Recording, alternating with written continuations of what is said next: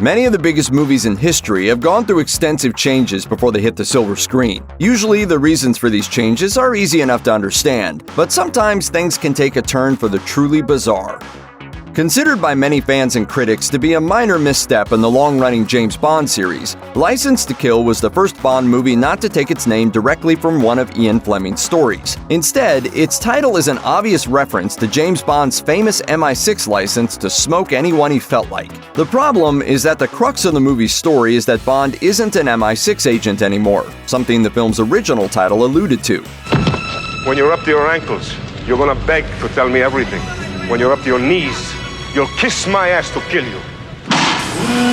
Initially, the movie was supposed to be called License Revoked, as a not-too-subtle nod to Bond's change of fortune. The problem? Early test audiences in America assumed that the title referred to James Bond losing his driver's license, which paints an altogether more wholesome view of a movie in which Bond basically drops a dude into a glorified meat grinder. Eager to avoid audiences making this mistake, the studio arranged for a hasty title change, which meant a bunch of marketing material that had already been created featuring the original name ended up being thrown straight into the trash.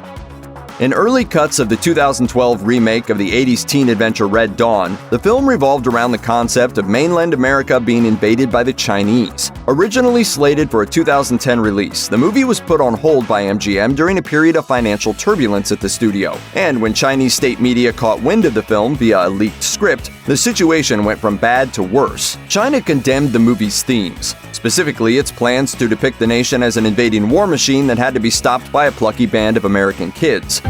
When I was overseas, we were the good guys. We enforced order. Well, now, we're the bad guys, and we create chaos. To appease Chinese censors and potentially have the film screened for the increasingly lucrative Chinese box office, MGM paid to have all the Chinese flags replaced with North Korean ones using CGI. Unfortunately, even after making the change, the movie was doomed to Chinese exile. Upon the revised version submission, censors still refused to allow the movie to air in China. During The Last Jedi, in addition to showing off his swollen pecs and pasty Sith pack, Kylo Ren debuts his personalized TIE silencer. Outfitted with giant missiles, a giant laser cannon, and sporting an impossibly cool paint job, the ship cuts an imposing silhouette that reminds the audience, and Kylo Ren's enemies, of the First Order's power. It was also changed because of a children's toy. In early concept art, Ren's TIE silencer sported missiles that were housed on the ship's underside, ready to be deployed and fired as needed. However, according to director Rian Johnson, during production he received a prototype toy version of the ship from Hasbro and noticed that the missiles had been mistakenly mounted on its wings.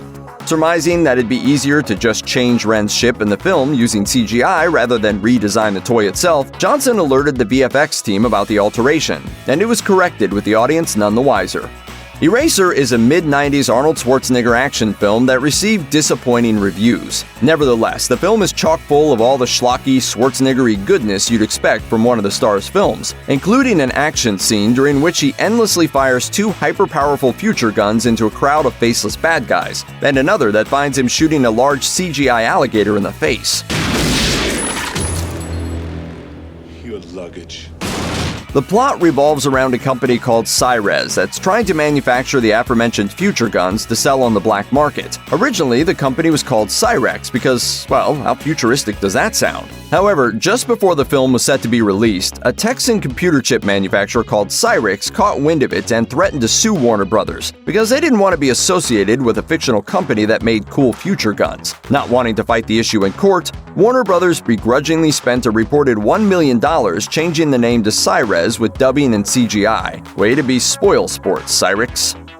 In the Stephen King novel that Stanley Kubrick's The Shining is based on, most of the story's action takes place in room 217. However, in the film adaptation, this is changed to 237, which confused fans of the book, given Kubrick's reputation for perfectionism. As it turned out, while the change was made by Kubrick, he was only acting on the wishes of the Timberline Lodge, the hotel where the movie was filmed. The Timberline didn't have a room 237, but they really did have a room 217, and management didn't want their guests to be scared of staying in that particular room after the movie was released. According to author James Howard, Kubrick agreed to change the number largely as a favor to the lodge, and amusingly, in direct contrast to their initial fears about the film and its potential impact on the room's popularity, the Timberline would later report that despite Kubrick changing it, room 217 is still the most commonly requested in the entire hotel.